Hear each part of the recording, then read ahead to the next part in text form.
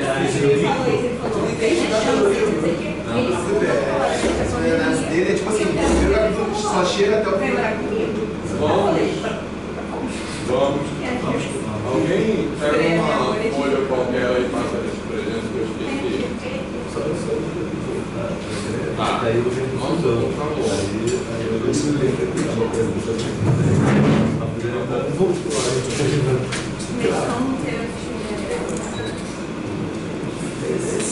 Uma melhoria da língua para Acho que tá bom.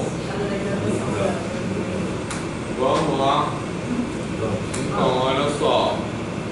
Eu fiz esse PowerPoint aí, que na verdade, essencialmente é um recorte daquele outro PowerPoint que eu apresentei no primeiro dia, mas eu, assim, ajeitei algumas coisas também, tá? A gente não chegou a apresentar, não cheguei a apresentar essa parte no primeiro dia de aula. Então, vou falar algumas coisas e aí vocês vão falando, tá? Então, hoje de manhã até a Michelle me perguntou qual é o texto, como é que é que você perguntou? É o texto inaugural. Qual é o texto inaugural dessa discussão de matemática problematizada? Então, eu quero falar um pouco antes de passar pelo PowerPoint, da origem dessas ideias no meu grupo de pesquisa, né? Como se foi se configurando. Né? Então, por um lado, eu já tinha uma ideia, né? Que veio dentro do grupo, né, de conversar com as pessoas, etc., de pensar numa ideia de ensino de matemática que não fosse falar as coisas prontas, falar as coisas como elas estão constituídas hoje, mas sim falar dos conceitos matemáticos a partir dos seus contextos de criação, né, beleza? Também isso, depois eu vou falar algumas outras articulações que a gente tem pensado para essa ideia de matemática problematizada. Mas, e também, isso tem a ver com uma ideia também de por um lado, desconstruir, que eu acho que eu vou falar sobre isso aqui também, desconstruir aquela visão que eu acho que é muito dominante como paradigma de ensino de matemática, que é relatar as coisas, falar teorema, né, assim, que é aquela ordem, que é aquele roteiro, como eu chamo aqui. Definição, teorema, exercício. E esse modelo, ele é muito dominante, tanto no ensino superior na educação básica. De forma diferente, na educação básica definição, teorema e exercícios. Né, assim. No ensino superior é mais ou menos definição, teorema e corolário, aplicações, coisas assim, beleza? Então, isso veio de buscar pensar numa perspectiva de ensino de matemática que, por um lado, desconstruísse esse paradigma, mas que também não cambasse para essa ideia que eu acho, assim, vou dizer, meio boba, de contextualização, né? Que eu acho boba por vários motivos. Né? Então, problematizar o que a gente chama de não é aquela ideia de contextualizar na vida cotidiana, tá? Então, eu vou dizer, por que eu acho essa ideia boba? Assim, estou usando uma palavra que ocorreu agora. É claro que aquilo que tem a ver com, vamos dizer, com a vida cotidiana, tudo bem, a gente vai estabelecer, tipo, juros, né? Função exponencial. Aí, ok, porque isso de fato tem a ver com a sua vida cotidiana, mas tem coisas que não tem nada a ver. E aí, um aspecto que faz isso ser bobo é aquelas tentativas forçadas e artificiais de contextualização. Tipicamente aquelas coisas tipo Ronaldinho foi chutar a bola ao gol, calcule a trajetória parabólica. Você lembra bem desses vestibulares. Exatamente. Imagina o Ronaldinho. Nada, só sabe contar dinheiro. Calcular. Só fazer um comentário à parte, e aí se você completar um chute de verdade, é o trabalho do Gustavo. Sim, até ganhou um prêmio. Ganhou um prêmio. O trabalho que o Pelé não fez. Que pega aquele chute no meio do campo. Cara, e é uma conta doida, que tem que analisar frame a frame do vídeo. Então, assim, como essa contextualização torna contextualização que torna o conteúdo pobre. E isso traz uma visão distorcida do conhecimento. Exatamente. Eu fiquei imaginando agora um meme, né? Sei lá, o Ronaldinho tentando resolver a questão da prática, não tem nada disso. Aquelas contas, né? Isso aí. O Ronaldinho com a cara da. Eu adoro aquela cara. Esse é muito bom esse meme. Esse meme tem que ser feito. O menos pior foi do Bebeto, que ele dá merda, que ele chuta, aí queria saber se a bola entrava, batia na trave ou passava por cima. Mas aí ele dava uma trajetória parabólica, não falava que o Bebeto ia pelo Mircos. Dizia que a trajetória da bola, né? Mas era do vento, sei que era parabólico. Menos ruim, né? Mas eu lembro de casos piores ainda. A gente fica, não, a gente precisa aprender sempre, porque precisa escutar rádio. E as ondas são senoidais. Aí o cara vai ficar inventando, né? Tá vendo os senoides aqui, ó? O cara liga o rádio. É que quando se você quiser medir um prédio, quem quer medir um prédio? Tem até um texto que é sobre isso, né? Que o cara fala formas de medir um prédio com barômetro. Sim. Aí uma das introduções é você ir no prédio e falar com o síndico: eu te dou um barômetro se você me disser qual é o altura do prédio. Eu usei barômetro. Jogar o barômetro. Então, até adiantando uma coisa que vai aparecer nos PowerPoint daqui a pouco, isso tem a ver com aquela visão, essas tentativas forçadas de contextualização tem a ver com uma visão que eu acho muito babaca, que é aquela que a matemática está em tudo, né? Primeiro porque implicitamente esses jargões colocam a matemática num lugar superior, porque tudo está em tudo, porque história não está em tudo, que matemática que está em tudo. E aí tem e parece assim que quem não vê matemática em tudo está desqualificado, né? Assim. E aí eu me identifico muito, eu pessoalmente, com uma fala que eu acho que está aí nesse PowerPoint também, que apareceu no trabalho do Diego Matos, que é o depoimento de um aluno que fala assim: ah, professor, quando eu vou subir uma rampa, eu não vejo seno, eu simplesmente vejo uma rampa. Eu subo a rampa, assim, vou ver se tem aqui, é muito legal a fala dele. Eu me identifico assim, porque, tipo assim, eu gosto de matemática, eu fico pensando em matemática nas coisas, mas assim, no meu caso, uma vez eu vi uma fala, acho que eu já contei isso, eu vi uma fala de um colega aqui, com a maior das boas intenções de química. E eu acho que eu já falei também, química para mim é a minha pior matéria. E na escola eu tinha no meu mapa mental, na escola, química era o contrário de matemática. Química estava. Porque matemática, para mim, era mais fácil, porque era uma matéria que eu assistia aula e não sabia estudar. Tudo fazia. Matemática era praticamente pensamento puro, na minha cabeça, tá? Não estou falando que é isso ou não. E química era o contrário disso. Química parecia cada caso um caso. Nada fazia sentido. Mudava uma letra, mudava tudo. Menos trigonometria. Que era a regra de 3. Então, química eu não consegui entender. Quando eu achava que estava entendendo, aí vi um exemplo de desconstruir química. Então, eu tenho essa visão de química, tá? Não estou falando que é a visão certa, é a visão que foi construída na escola. Eu nunca consegui entender nada de química. E aí, o colega aqui da química, dando uma palestra, uma vez, está na hora das boas intenções. Ele falou assim: porque para a pessoa gostar do aluno, né, gostar de química, a gente tem que falar que quando você está fazendo um bolo, você está fazendo química. Isso para mim estraga um bolo. Para mim, quando está fazendo um bolo, você está fazendo um bolo. Entendeu? Está fazendo para ele pode ser, mas para mim não.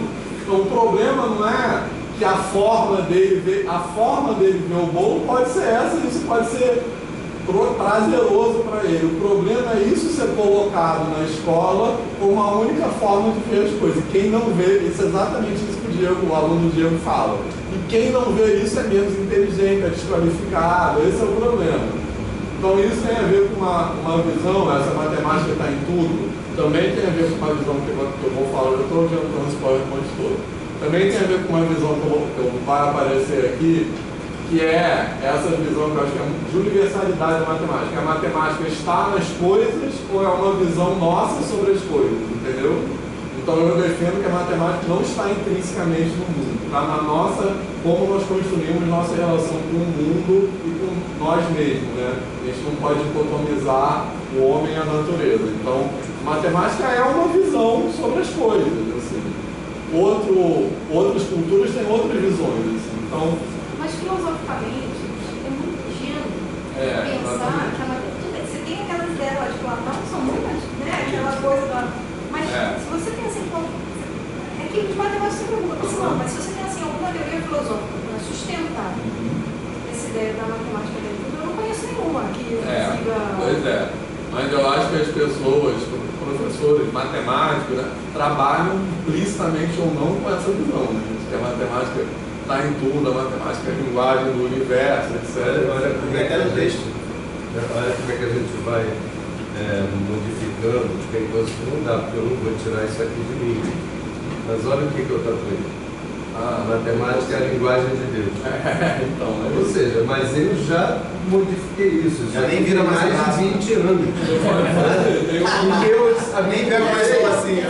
E eu encurtei aquela do Galileu Galilei, que falava que a matemática é o alfabeto que Deus utilizou para escrever o universo, quando dava de saco tudo.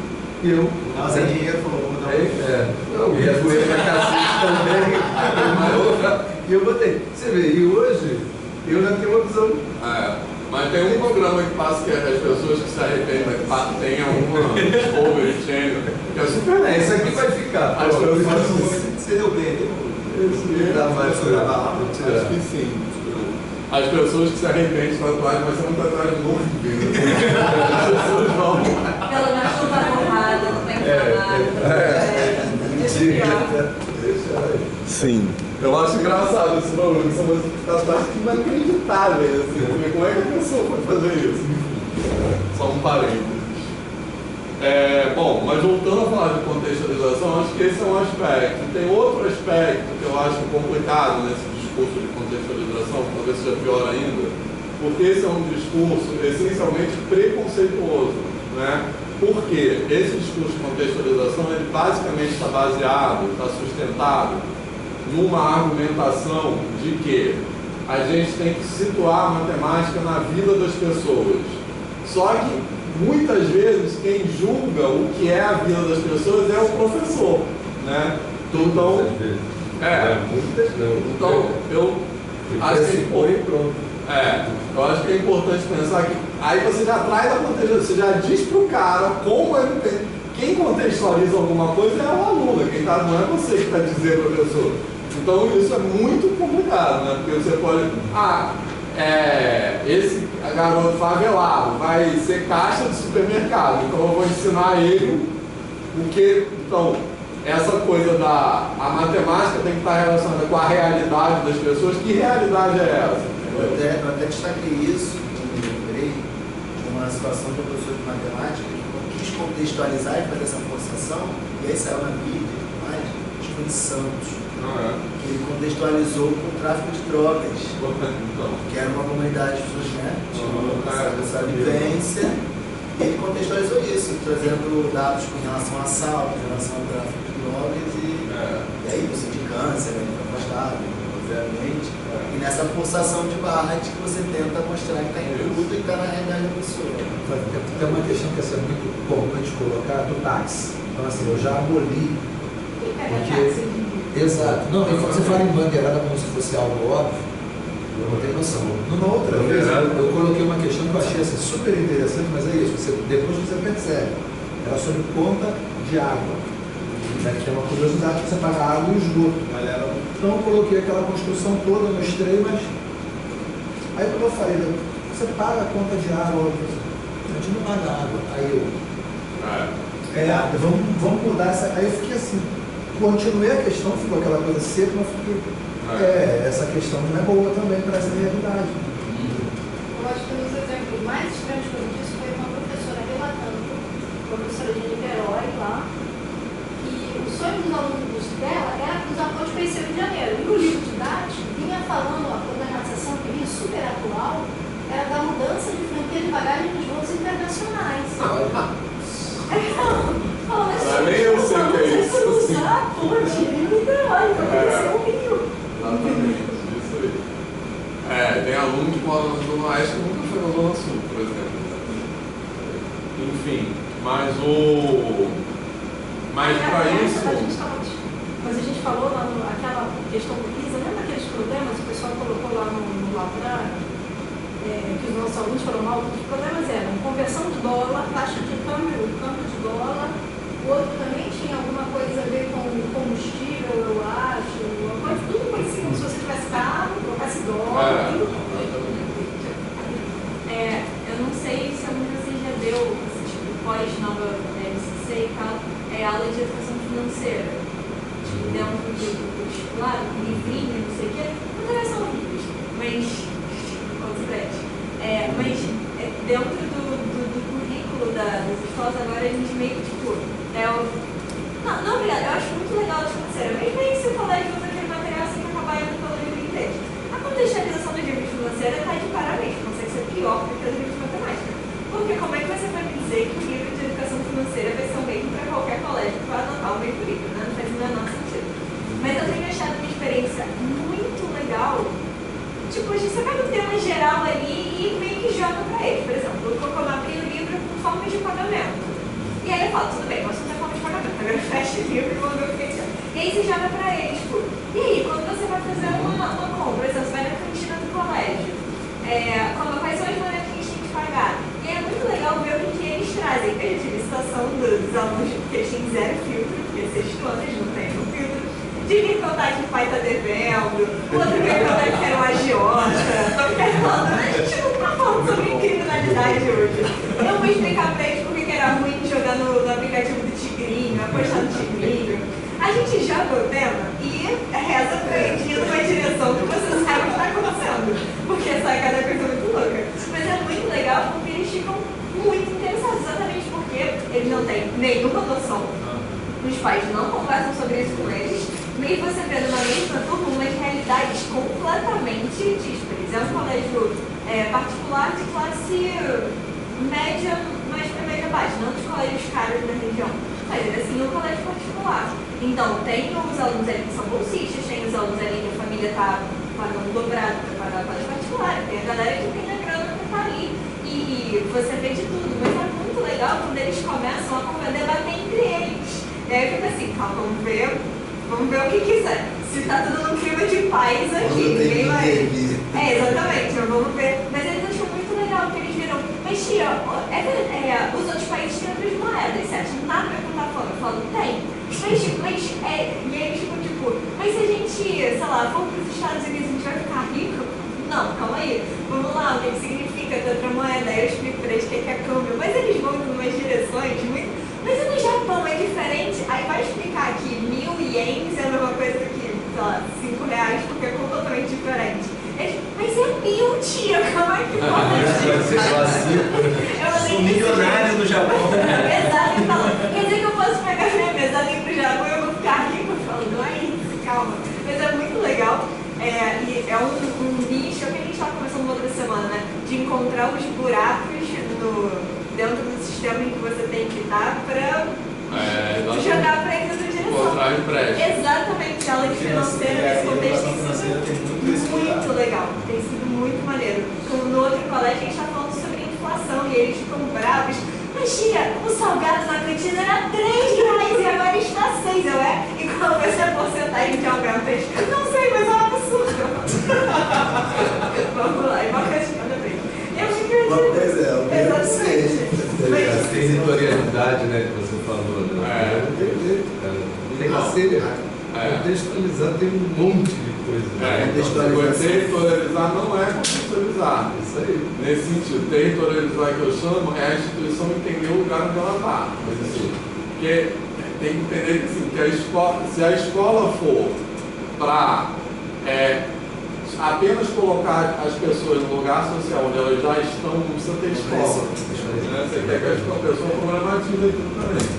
Pegando sobretudo esse exemplo que o Johnny só falar o que aí um dos problemas, o docente perguntou quantos carros teriam que ser roubados por um indivíduo para receber R$2.000, já que para cada veículo o pagamento era de R$500. Em outro teste, ele deu detalhes de uma mistura de cocaína com bicarbonato para os traficantes aumentarem sua margem de lucro e questionou qual o percentual da droga procura na Receita.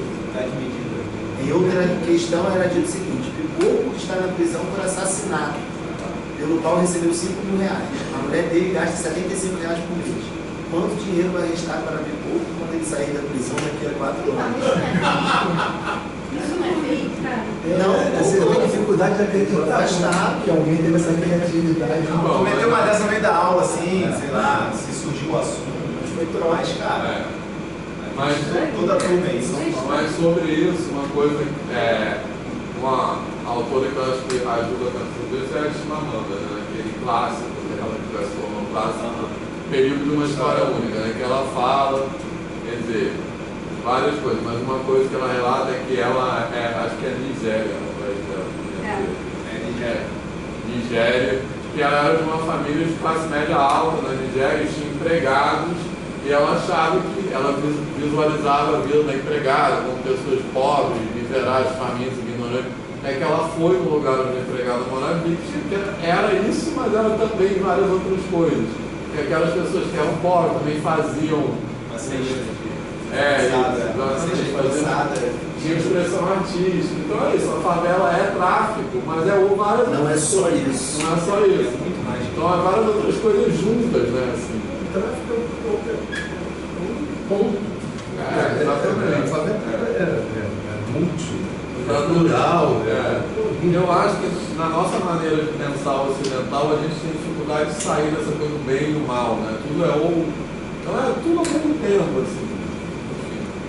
Mas, bom, e aí isso é uma coisa, né? Essa coisa do meu ponto de vista, lá no começo, quando a gente começou a pensar sobre problematização, era pensar, em resumo, nisso. Numa perspectiva de ensino de matemática que saísse de escrever as coisas prontas, pensar nas coisas a partir dos seus contextos de produção, mas que não descambasse para essa visão babaca de contextualização.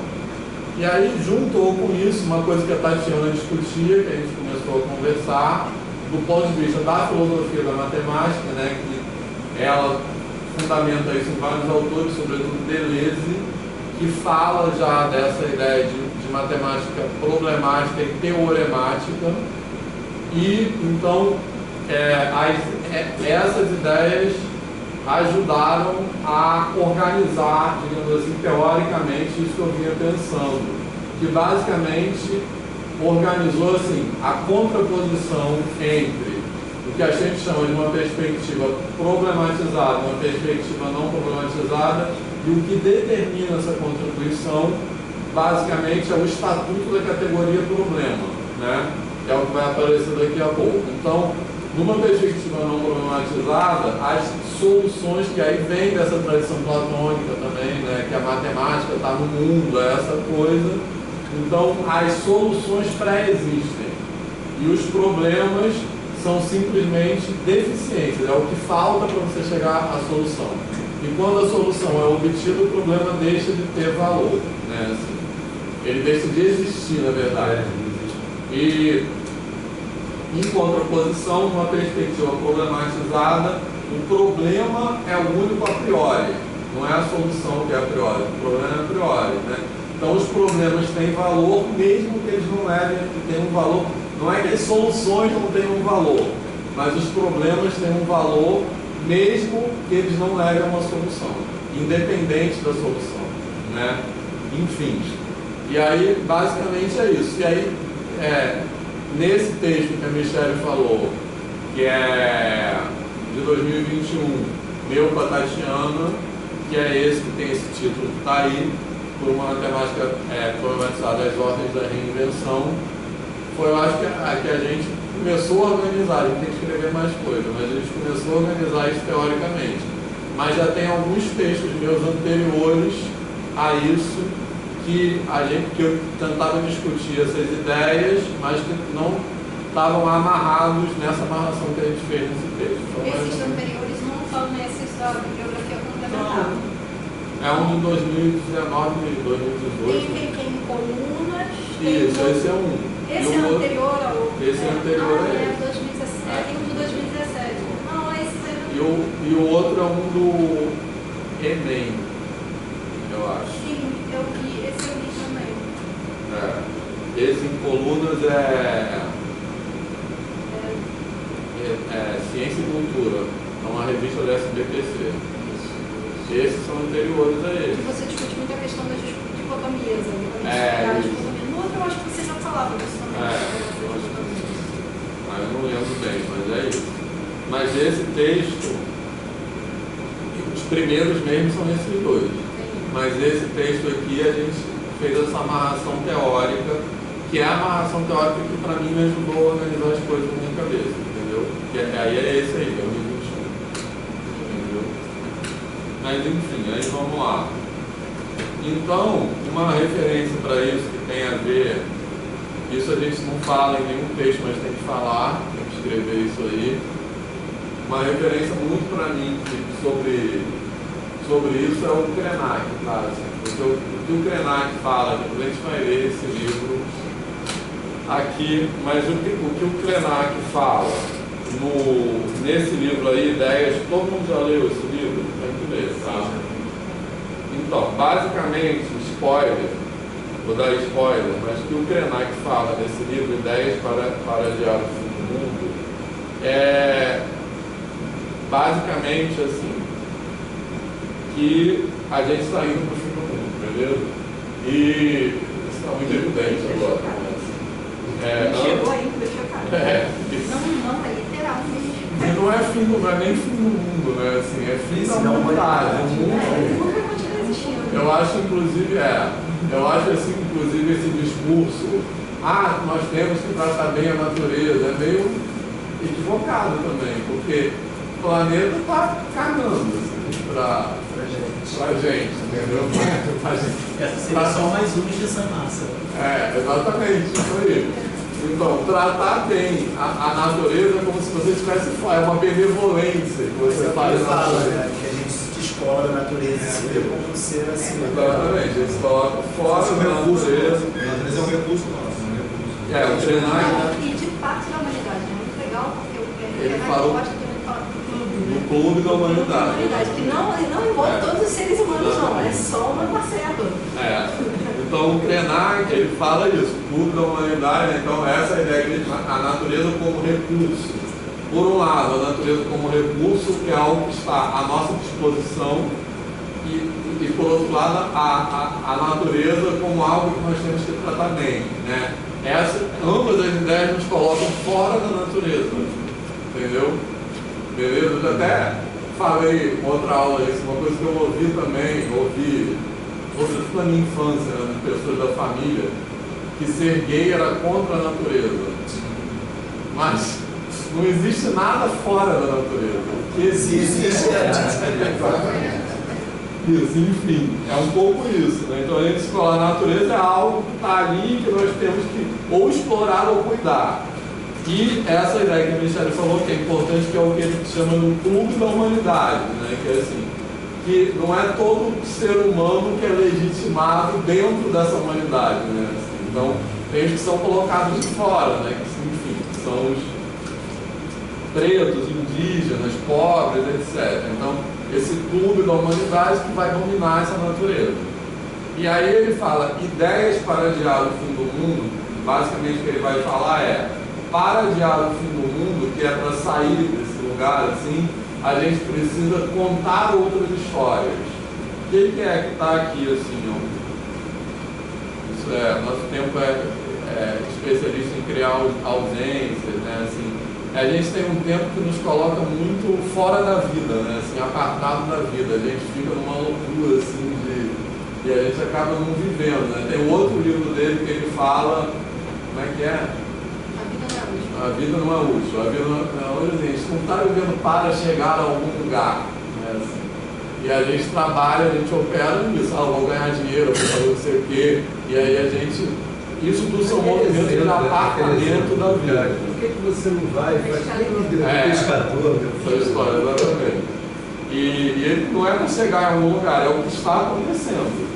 E a ideia de, que é o que está escrito aí, a ideia de para adiar o fim do mundo, né, contar outras histórias, basicamente é aprender outras formas de estar no mundo com outras, justamente com essas culturas e esses povos que são marginalizados, que são colocados fora do clube da humanidade, né? Assim, eu acho que é bacana colocar isso como um movimento civilizatório, né? Assim, a gente, esse clube da humanidade, aprender com essas culturas, com indígenas, com quilombolas, etc., é uma maneira de civilizar o homem branco eurocêntrico, né? Então é um pouco inverter essa lógica, inverter a lógica da civilização. Isso é um pouco desmontar as caravelas, né? Que é assim, que a gente pensa no branco colonizador civilizando o outro, né? Assim, a Nilma Lino Gomes fala isso também, né? Ela fala o movimento negro educador, né? Assim, esse é um movimento civilizatório, né? Assim, o homem branco, europeu, etc., é incivilizado. Enfim. Sobre essa questão, falando de currículo, né? Naquela apresentação lá que eu fiz no CEMIN, eu trouxe. Já teve. Foi na outra semana. Foi legal? Foi bem bacana. Gostei bastante. Acho que o pessoal gostou, né? Sei lá, exatamente. Mas assim, aí eu começava falando, né, dando aquela ideia de que a gente ia falar de currículo para além uma visão muito mais ampla do que uma lista de documentos, tudo, para falar de todas aquelas coisas que estão ali, exemplificar, né, eu trazia lá ainda uma foto do Otávio Paulo com as laranjas, né, do laranja madura na beira da estrada, rabichadas, e a fábula da cigarra e da formiga. Exatamente, mas isso é parte da cultura da escola, que você tem que se esforçar, que se você fica, que a fruição não te leva a lugar nenhum. E aí eu botava o Krenak com a vida não é útil. Eu falei, mas olha só, tem divergência. Será que toda a pedagogia, todo o currículo tem que ir por esse caminho? O Krenak discorda, o Krenak vai dizer que não. Então ia problematizando mostrando que não é problematizar apenas o que está escrito na lista dos documentos do currículo. Mas que está implícito ali também. Exatamente. E mais um documentário que essa aula tua está mexendo com todos os dias. Chiquinha Gonzaga. Música, substantivo feminino. Legal. Maravilhoso. Fala do embranquecimento, fala de. Aí, mas é muito show. Quem puder ver, está no Curta, aquele canal Curta. Muito legal, muito legal. Fala da história toda da Chiquinha, uma negra que tentaram embranquecer de todos os jeitos, e ela usa um monte de coisa dela. Ela fez Pobre Elas, é a primeira música de carnaval do Brasil. Eu não sabia que tinha sido ela, ela escreveu coisas assim, sabe? Tanto da parte da música chamada europeia, que ela passou por todos os mundos, ao samba, não sei o quê, e ela queria ser uma artista popular, apesar da família, né? É maravilhoso, maravilhoso. De assistir. Não é longo, é maravilhoso. Vou assistir, já estava na minha lista. Mas aí então, esse que vocês podem ir lendo, tá? Você lê uma tarde, tá? Nesse livro. Assim, eu pelo menos li. Rapidinho. Isso. Tem uma reportagem do Le Monde que saiu uma reportagem sobre ele, uma entrevista, né? Aí estava assim, ideias para tirar o fim do capitalismo. Aí posso até mandar um link. Legal. Pode deixar no Google Class. E aí ele fala alguns Para adiantar. Para adiantar o fim do capitalismo. Adiação, né? Adiantar. Isso aí. Vou ligar esse pela tomada. Mas olha só. Às vezes eu acho que é adiantado no momento que a gente precisa. Mas e aí ele fala assim, alguns exemplos disso, né, de povos originários não só do continente americano, mas de outros lugares, né, da Oceania, enfim. E que tem, por exemplo, essa visão, que tem até aquilo que eu falei do bolo, né, assim, ele está. Uma história que eu lembro, né, tem várias, ele fala que tinha uma indígena, não sei de onde, que estava falando, chegou um antropólogo lá, e aí falou, ela está falando com a pedra, que é a irmã dela, ela sentada numa pedra, ela estava conversando com a pedra que é a irmã dela. Só que isso não é uma metáfora, ela está mesmo conversando com a pedra e a pedra é irmã dela. Não é uma coisa assim, é isso mesmo. Assim. Porque a gente tem uma forma de ver o mundo, né, assim, pelo filtro da ciência. Isso não é uma desqualificação da ciência, tá, que eu vou falar. Que dá uma descrição única para as coisas, né? Aquele negócio do bolo. O bolo é química? Mas é muitas outras coisas. Então, o que nos impede de ver a pedra, a montanha, o rio, como nossos parentes, né? Como os povos originários? Porque para a gente, no nosso filtro racional, eurocêntrico, a pedra é só um conjunto de minerais lá, não é nada além disso, né? E é isso, mas os orixás são coisa da natureza, né? Os orixás, né? Exatamente. Isso aí. A gente aprende que é um sem vida, né? Quando a gente aprende. Os animais, a gente aprende isso, exatamente.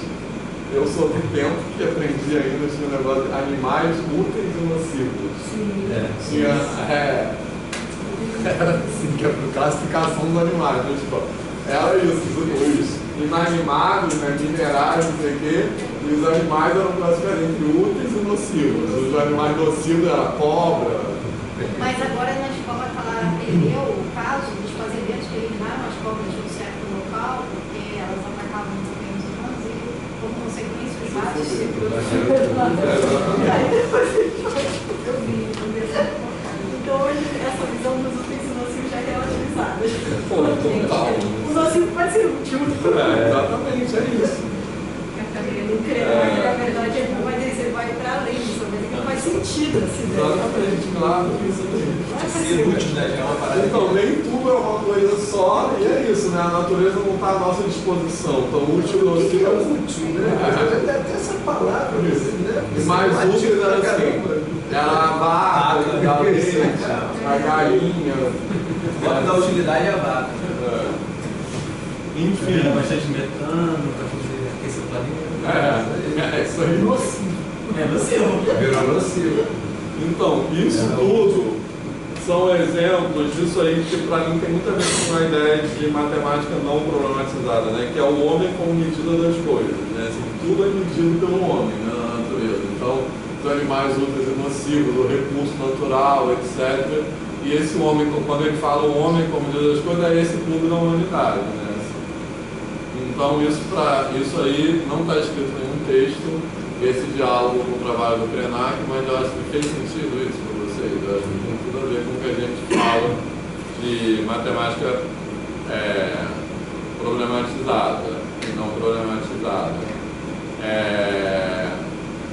Então, isso aí é um trecho que eu coloquei de um outro texto, também meu com a Tatiana, em 2022, que é posterior a esse, que é da revista Bolema, que não fala assim, não é um texto sobre matemática problematizada, mas que tem ideias que tem a ver, né? Assim, que a gente, vocês já leram esse texto?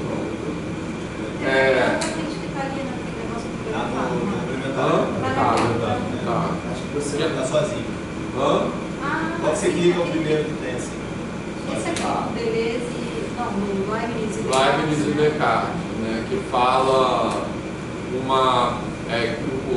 infinito contra o negacionismo, né, que a ideia basicamente é como, porque o Descartes, o Leibniz é posterior ao Descartes, né, assim, mas o Descartes é de um movimento que negava o infinito, né, assim, colocava o infinito como algo que não pode ser controlado.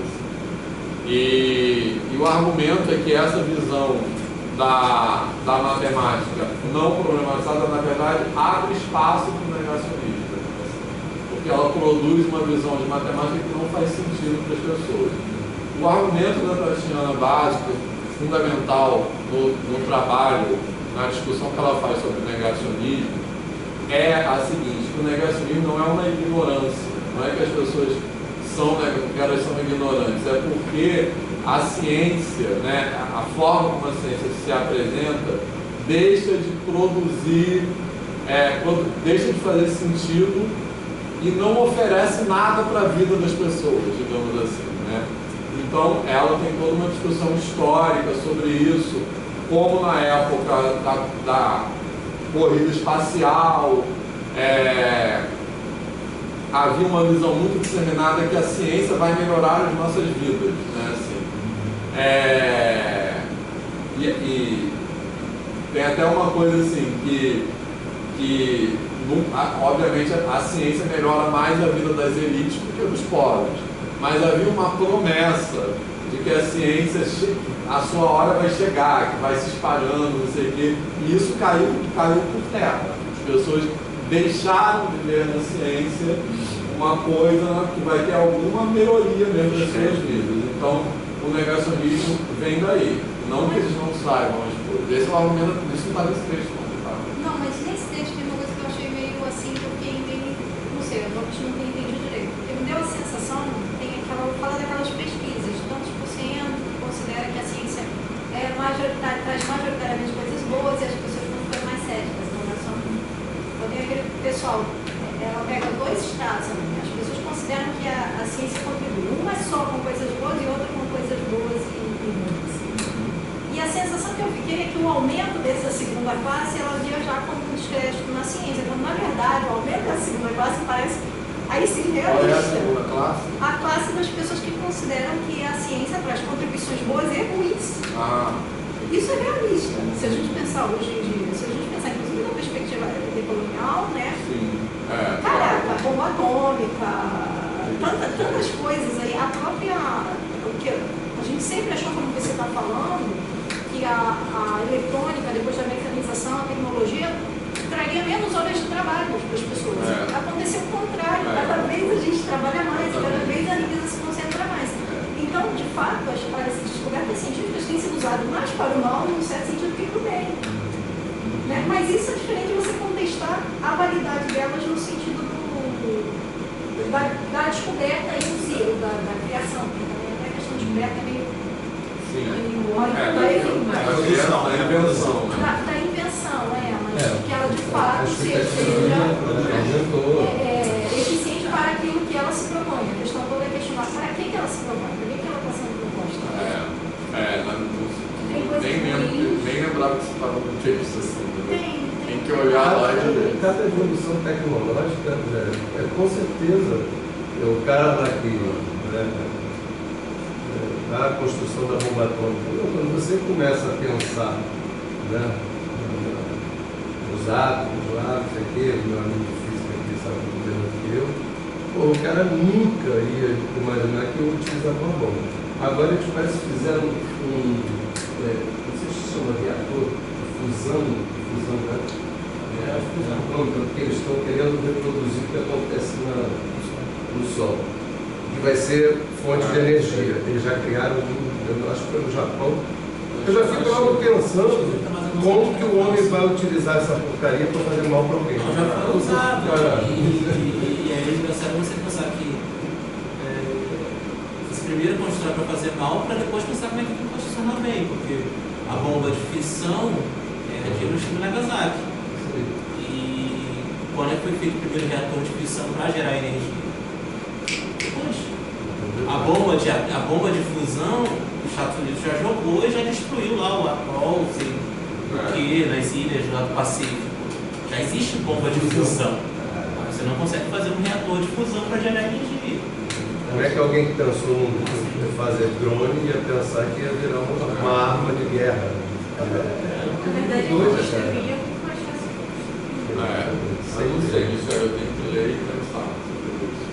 Vou reler essa Mas eu acho que até sim, porque existem bastante questões também da posição governamental, do posicionamento de cientistas contrários também à questão ética. Eu acho que é essa questão da ética da ciência. Então, justamente, você vê que tem. Aí é legal ver o filme, eu tenho lá um pouco.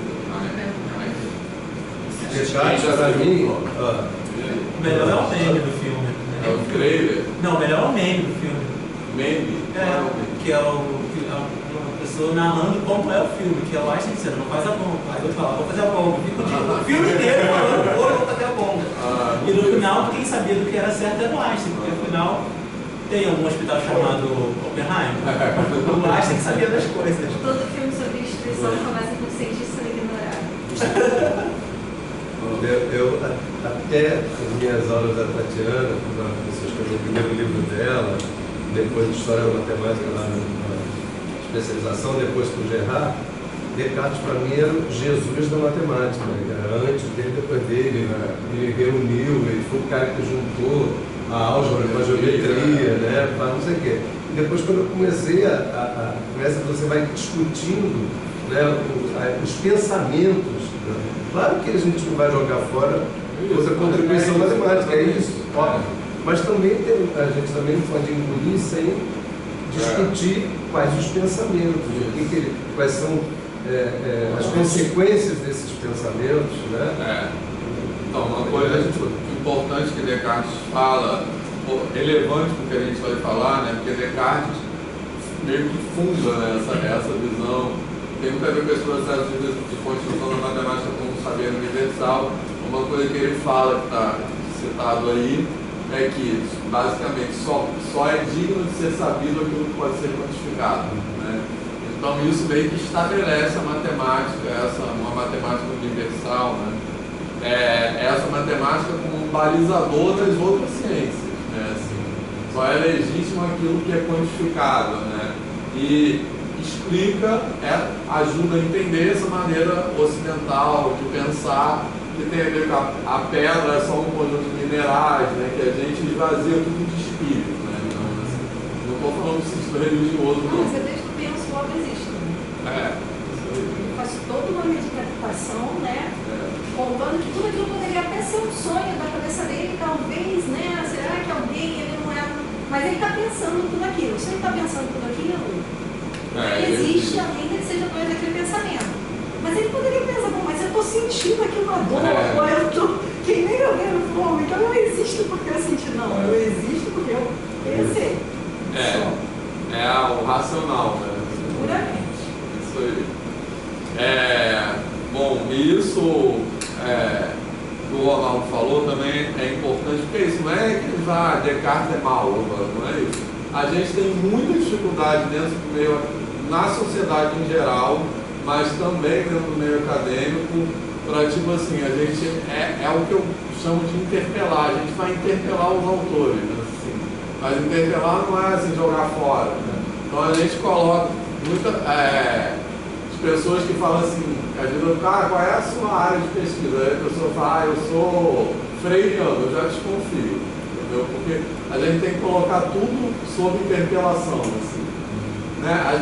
As pessoas santificam os autores, né? Assim, então é claro, Paulo Freire teve um monte de contribuição, assim, como qualquer autor, mas você não pode colocar nenhum autor num lugar dogmático, né? Assim, parece que a gente não consegue operar numa coisa intermediária. Ou ele é Deus, como o Ronaldo falou, ou não presta. Entendeu? Ou é Deus ou demônio, né? Isso é essas dicotomias. Né? Por isso que eu acho que as sabedorias de matriz africana me ajudam a pensar melhor, porque nada é Deus e o demônio. Né? Enfim. Beleza, pessoal? Então isso aí, embora esse texto não fale especificamente de matemática problematizada, seja posterior àquele, tem essas ideias que ajudam a entender essa constituição da visão da matemática universal. Né? Bom, e aí eu botei, acho que eu já mostrei isso também, que é essa visão dos haters, né, que já mostrei isso aqui? Não. Isso é um texto que eu preciso escrever também, tá? Eu quero analisar esses haters. Isso aí foi de um incidente que aconteceu há algum tempo atrás, há pouco. O matemático queer é muito atacado por hater, né? Tanto que o Aguinaldo, como é que diz? Ele botou lá, desabilitou no Instagram do matemático queer a coisa de você não, as pessoas não podem botar comentário mais, que era um monte de comentário assim de hater, e inclusive ameação de morte. É cíclico de, só 6 em 6 meses e uma outra. Já teve uma vez uma que apareceu no YouTube do Laprame, uma vez que eu acho que era assim, que ela falou, que ela viu algum vídeo meu que começava assim, bom dia a todos, assim, ela falou, não vou nem ter o resto, porque você está politizando. Aí eu respondi assim, eu estou politizando também, você também está. Essa é a loucura, né? Assim, uma coisa é politizar e outra coisa não. Então acho que isso é importante, não existe nada fora da política. Então essa coisa que eu ia falar do Oppenheimer, né, assim, ajuda a gente a desfazer a ideia de neutralidade política da ciência. Né? Então a gente está politizando, eles estão para que lado você politiza. E aí esses haters aí, né, eu botei alguns, eu tenho uma... Isso foi foda, assim, esse episódio, eu preciso mesmo escrever isso. Porque foi quando a gente saiu uma matéria falando do PEMAT e de outros lugares numa revista, num jornal bolsonarista, que eu esqueci o nome. Gazeta do Povo, exatamente. Desse jornal bolsonarista e aí é importante dizer aqui, está gravando mais foda-se, mas acho que é importante dizer que depois disso Marcelo Viana escreveu uma matéria nesse jornal, Gazeta do Povo, que é o jornal que defende cloroquina, tá? E ele escreveu uma matéria lá, acho isso muito grave, falando que a matemática é neutra. Foi depois disso aqui, foi meio em resposta. E aí isso aí falando, defendendo isso aqui.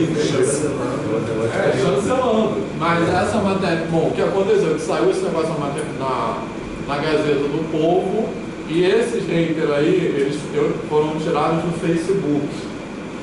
E aí alguém compartilhou isso no Facebook, um jornalista compartilhou isso no Facebook e aí apareceu um monte de hater. Então esses extratos aí são desse hater do Facebook. E aí eu respondi a esse cara,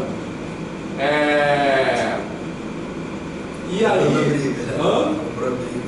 e essa resposta que eu dei a esse cara gerou um texto que depois eu publiquei, eu arrumei essa resposta que eu dei para esse cara, e saiu o texto que eu publiquei na Ciência Hoje, que é aquele que fala ciências exatas, gênero e raça, não sei se vocês já leram, depois eu boto lá. De quando foi isso? De quando foi isso? Não lembro, mas eu tenho. Mas eu vou escrever isso. 21 ou 22, né? Uma coisa assim. Chega essa revista lá na escola. De Ciência Hoje? Então, deixa eu explicar mais linearmente. O que aconteceu? E aí saiu esse negócio na Gazeta do Povo, falando que aquelas coisas, que a universidade pública é uma putaria.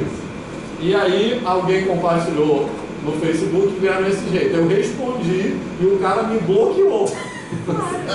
Só que aí eu pedi para outra pessoa entrar lá na página do cara e eu copiei todos esses comentários com o nome das pessoas.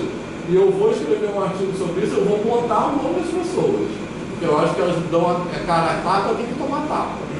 E aí eu escrevi essa resposta, e essa resposta, aí eu melhorei, né, organizei, e virou um artigo no Ciência Hoje, que depois eu mando lá, que chama Gênero, Raça, Ciências Exatas. Eu fiquei com uma coisinha ali para outra, uma coisa assim, não lembro direito, tá?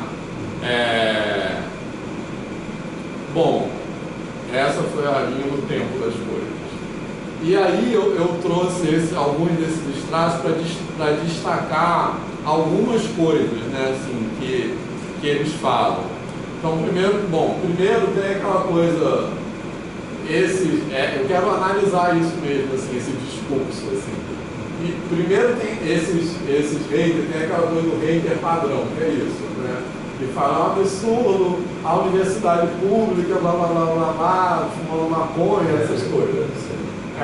Que é no padrão desse discurso bolsonarista. Mas o que tem além do padrão nesse caso específico? Né? Eu acho que tem uma coisa, que é essa visão politicamente neutra das ciências exatas, que esse cara seria ridículo se não fosse estúpido, misturar com... Não, são pessoas diferentes. Esse aqui misturar ideologia com ciências exatas é totalmente... Esse é um português, inclusive, que estou falando isso. E a questão é justamente o contrário. Não é possível separar, então o Oppenheimer era isso. Não é possível separar ciências exatas de ideologia, né? Então, eu acho que aparece, uma primeira coisa que aparece muito evidentemente é essa visão ali, que as ciências exatas, diferente das outras áreas, são politicamente e ideologicamente neutras, né? Que é a ideia de desterritorialização, etc. Uma outra ideia que aparece ali, que é aquela, fui professora aposentada há 25 anos, lamento, foi professora de merda durante 25 anos. Os haters do meu grupo, eu estou vendo. Assim. Aquele meu grupo lá. Fico tentando estabelecer uma relação entre essas novidades. 25 anos nunca percebeu essa relação. O ensino de matemática e os péssimos resultados no exame. Então, aí tem um discurso que é assim. Primeiro é chamar de novidade, né? Exatamente. Tem um problema de lógica, porque se isso é só novidades, e o exame do PISA a gente vai ver. Será que não dos 25 anos? Esse talvez. Não, né? Qual é o tipo de aula de matemática que se tem na maior parte do Brasil? Esse tipo de aula é a aula que ela dá. Agora é a culpa disso. Está defendendo que isso é uma novidade, então como é que pode ser culpa disso do resultado ser ruim na matemática? Ainda mais que está comparando com o PISA, que é um marcador internacional. Que reforça. Que me reforça. A vontade que eu tenho é falar, lê o que você escreveu e pensa 2 minutos. Vida sai fumaça. Você respondeu isso, professor? Você respondeu isso? Não, mas eu tenho vontade. Na hora que eu respondo isso, eu sou super elegante. Você pode falar, deve fazer muito tempo que você estudou lógica. Você está aposentado há 25 anos. E esse sensor, esse marcador do PISA, também é todo da visão, é todo montado daquela forma. Então, outro dia eu fui interpelada no metrô e eu fiquei assim, por que eu tô passando por isso? Eu estava voltando para casa com um colega meu e a gente estava conversando de uma turma que é mega difícil de comportamento e tal, e a gente estava meio que assim, falando depois do trabalho, né? Sem querer comprometer da escola. E tinha uma pessoa, estava escrevida assim no metrô, né? Então, inclusive, você não ouvia a conversa dos outros. E aí o cara falou, nossa, vocês são professores, vocês são tão novinhos, a gente não sei o quê, eu gosto muito mais de ciência, não sei o quê. Aí mas como tá tão ruim como o jornal faz parecer? Aí a gente tava malhando só uns 2 minutos antes. Não é assim. Não é assim, calma. É difícil, qualquer coisa que eu é difícil, mas não é assim também. Não, porque eu vejo as notícias marcadoras internacionais, não dá pra comparar isso não, amigo, não é bem assim, não. Eu trabalho nisso. E eu pensando, cara, eu sou muito da noite, porque eu não passo por isso. Não, eu tenho uns amigos que estudavam comigo na escola privada, né, depois do primeiro e segundo. E eles vivem falando isso, pô, André, mas tá muito complicado hoje em dia, né? Tipo assim, aquele cara que não queria porra nenhuma na escola. Eu falo, hoje em dia, cara, tu não lembra como é que tu era quando era estudante? Os caras chegam a se tremer, começam a piscar o olho. Os caras.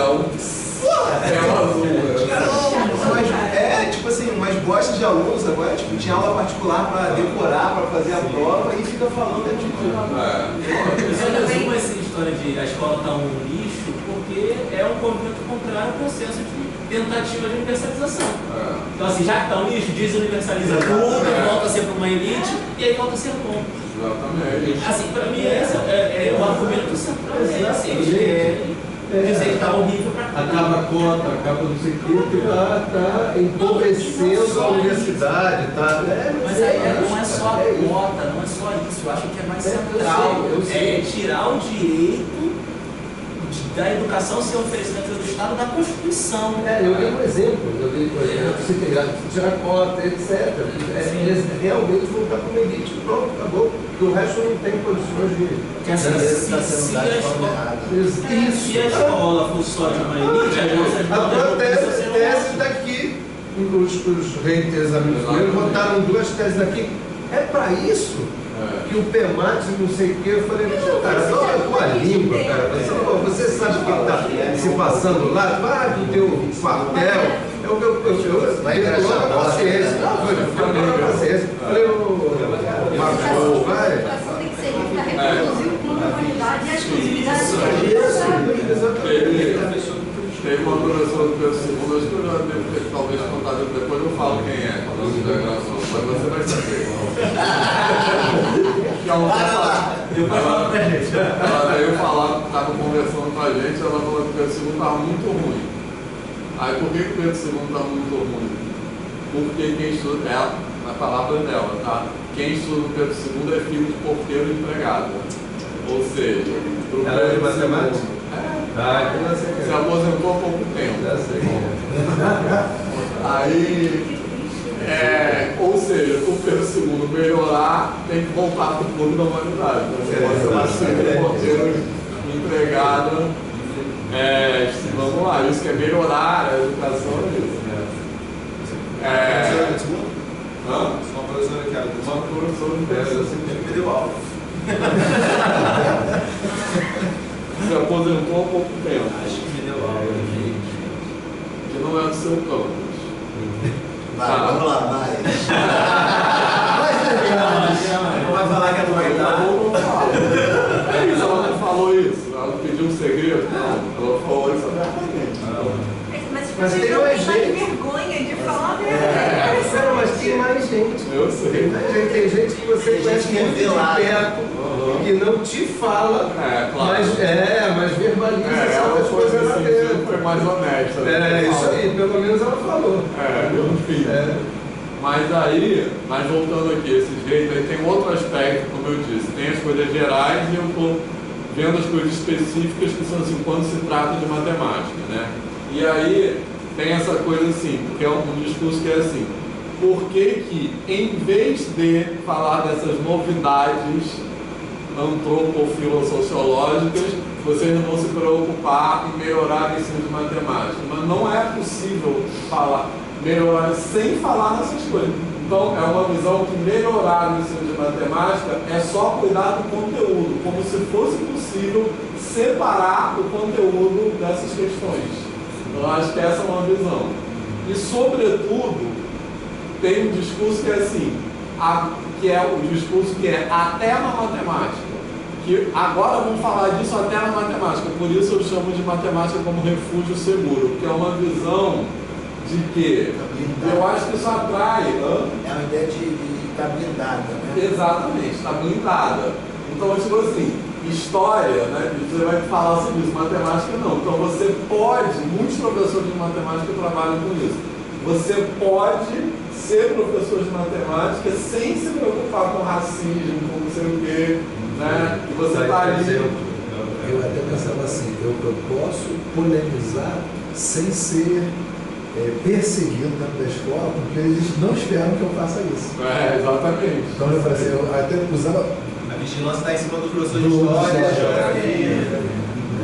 Uma autora que fala dessa questão da segurança na sala de aula também é a Bell Hooks, ensinando a transgredir, e ela não está no contexto da matemática, mas ela fala que muitas vezes os professores eles deixam de tratar das questões multiculturais, relacionadas ao racismo e tudo isso, porque é como se assim eles mantivessem justamente a segurança da sala de aula. E ela vai questionar, mas e a segurança dos estudantes que estão na sala de aula? E mostrar que eles ali não estavam se sentindo seguros. Segurança para quem, né? Exatamente, eles não se sentiam. Tem um artigo do Agnaldo, né? Não sei se é comigo, acho que a gente leu que ele faz uma pesquisa no Facebook perguntando na comunidade gay quem era o professor de matemática, sei lá. E aí ele tem alguns relatos, né? Eles fazem alguns filtros. E aí como o cara o cara ter escolhido a matemática porque naquele lugar que ele era visto, ele era reconhecido. Eu usava matemática como expositiva. Era É a dissertação do Igor.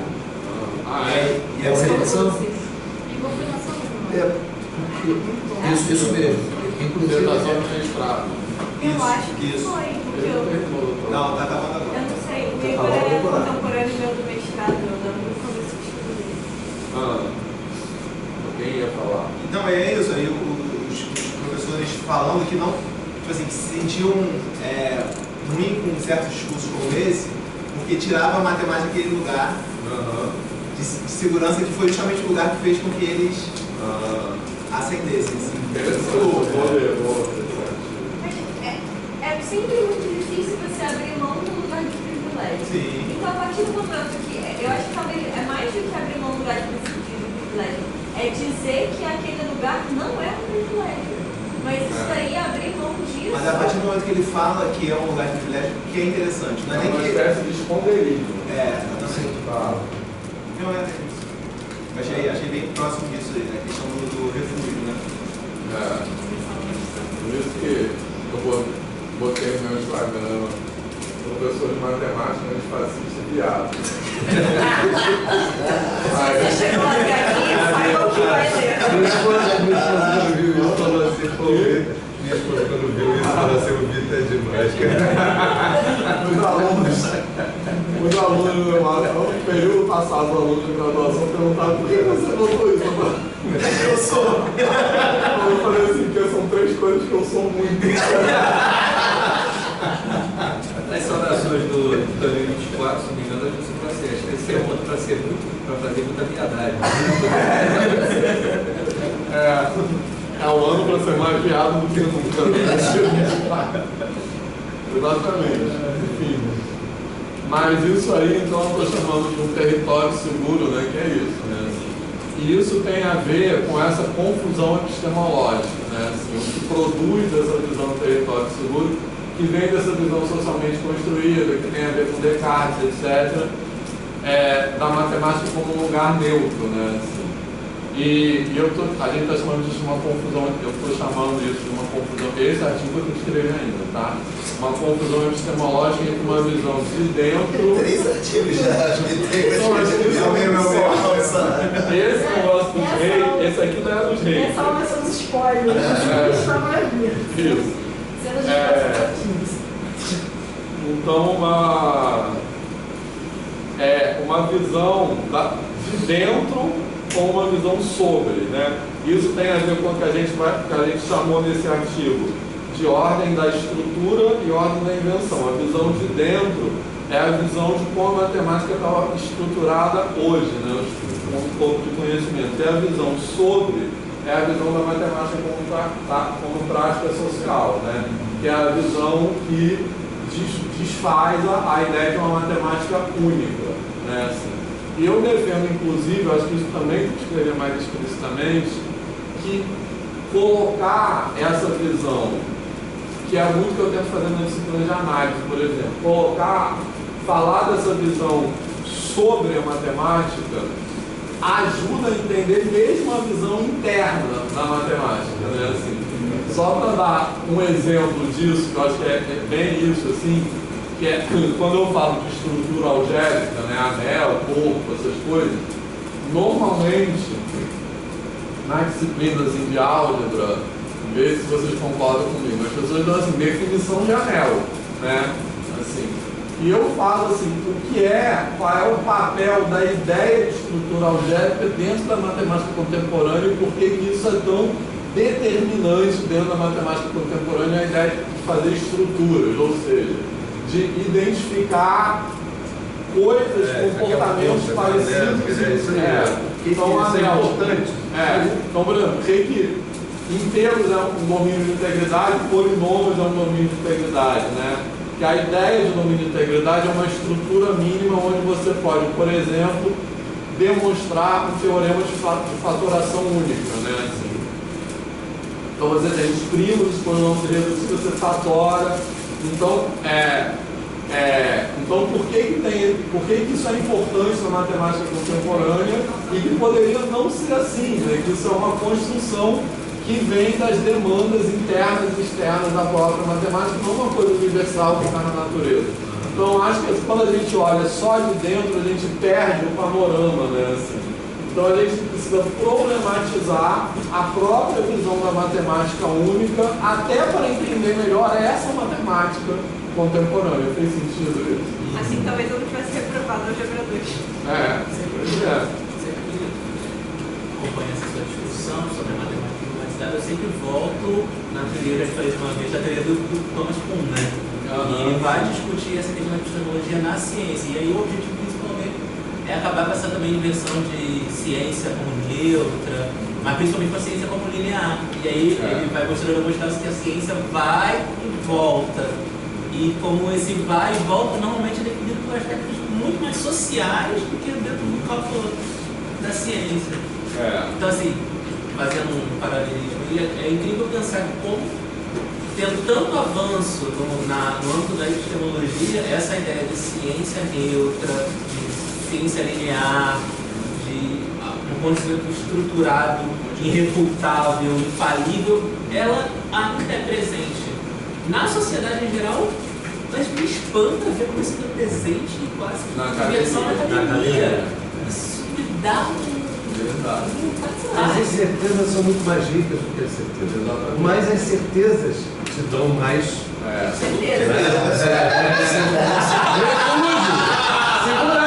segurança, refúgio.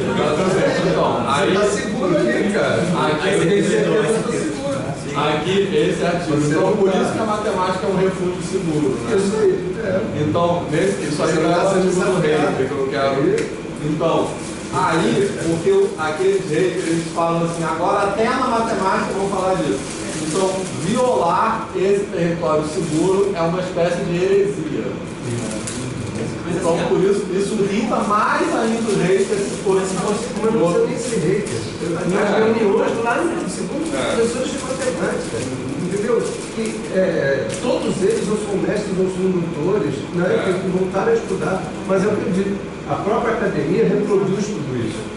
Então, os caras, é muito difícil, eles não conseguem achar que qualquer outro tipo de... Por exemplo, as ciências humanas para eles não são ciências, não existem. Para vários deles. Né? Pode falar. Dando, assim, trazendo para o campo da didática, sei lá, mais prática para a sala de aula, quando eu comecei a estudar essa parte de não linearidade, no processo de transformação de ciências, sempre se está muito aquela questão do heliocentrismo e o geocentrismo, mas sempre uma história, aí entra aquela história que você trouxe, do contextualizar, mas sempre algo muito boca, nesse sentido. E aí eu pensei, como que eu posso trazer essa história de uma maneira diferente, em que o aluno consiga realmente entender esse processo dinâmico de construção da ciência? Eu comecei a caçar, eu achei uma tradução de um trecho do livro do Copérnico, onde ele fala uma meia dúzia de postulados, sendo que daqueles postulados, alguns ainda estão coerentes com a ciência moderna e outros, de repente, caíram, porque a ciência evoluiu. E aí eu fiz uma atividade de discussão com os alunos e eles tiveram que ler aquilo. Eu falei, então, agora a gente vai sentar aqui e vai começar a discutir desses postulados quais vocês acham que estão certos, quais que a partir do conhecimento de hoje vocês sabem que estão errados. Mas assim, ele estava errado naquele tempo em pensar aquilo. E aí, cara, é como você disse, às vezes você soltar assim, tu vê umas paradas que você consegue pensar mais. Historicamente também. O exemplo, nem sabia esse negócio do Copé, mas o exemplo análogo a isso que eu gosto de falar é do próprio Euclides, né? Porque as pessoas falam assim que o elemento de Euclides era menos rigoroso. Não é mesmo, é outro rigor, porque o rigor também é situado culturalmente, historicamente, né? Então, para entender isso, qual é, por exemplo, que lá no livro do Euclides tem aquelas chamadas, os axiomas, né? Porque existe uma diferença entre axioma e postulado, né? Os axiomas são as chamadas noções comuns.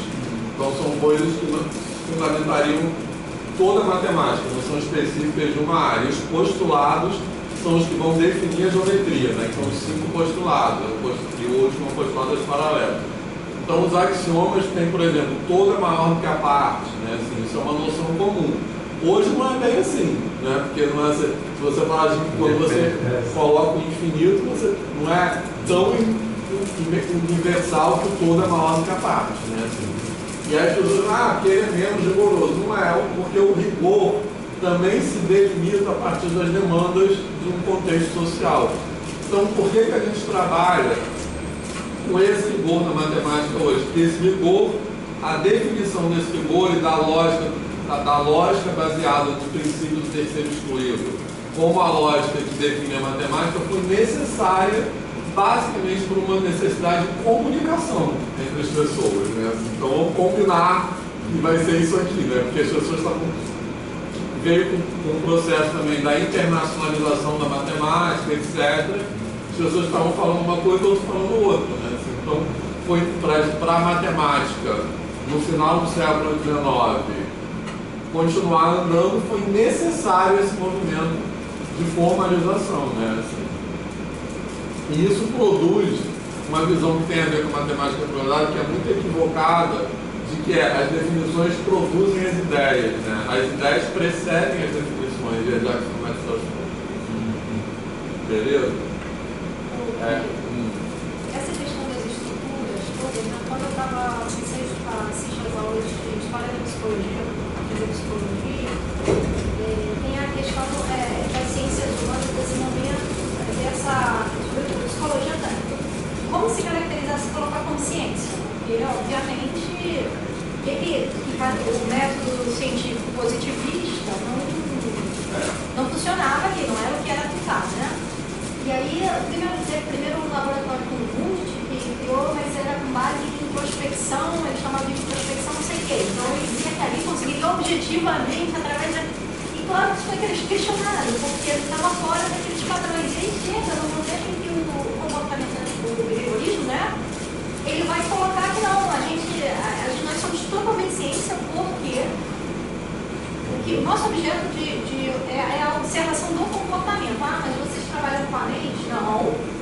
A psicologia, nossa psicologia não define mente. Não existe mente, não existe pensamento, o que existe é comportamento. Então se torna um negócio totalmente mensurável, a Descartes. E aí, mas depois, né, você além disso, você tem aquele momento do estruturalismo, e aí você tem o grupo Bourbaki, junto com o pessoal da filosofia, com André Weil, com também Piaget, você tem uma convergência, isso é um negócio muito doido que aconteceu, de pessoas que eram na matemática, pessoas é um movimento que envolve muitas áreas e que vai gerar a ideia da estrutura como forma de científica por excelência, entendeu? Então é muito doido, porque é um momento em que os matemáticos ganham muito prestígio também na área de humanas, sabe? Essa ideia de que a matemática está em tudo, eles conseguem entender isso. De humanas de alguma forma. E aí vem a fase estruturalista realmente nas ciências humanas de dizer, não, vamos lá, a teoria de Piaget é totalmente estruturalista, né? São aquelas, inclusive, níveis, estruturas, E é engraçado no behaviorismo que uma coisa que eu vi mais ou menos por tempo, que o Skinner, ele faz uma descrição apaixonada, né, assim. Eles acreditam naquilo como uma forma de melhorar quando o homem se entender quantitativamente, nesse sentido, a humanidade vai melhorar, assim. Eles têm, não é que ele era um filho da puta mal intencionado. É idealista, né? Ideais, né? Exatamente. A gente usa ele até hoje. Se não fizer o trabalho, não ganha pontos. Se não fizer barulho, não vai poder crer. Isso que o chama de educação voluntária é totalmente comportamental cognitivo, é totalmente comportamentalista. Mas enfim, vamos tomar um café? Vamos. Bem rapidinho. Se a gente já começa a bem rapidinho. Tá.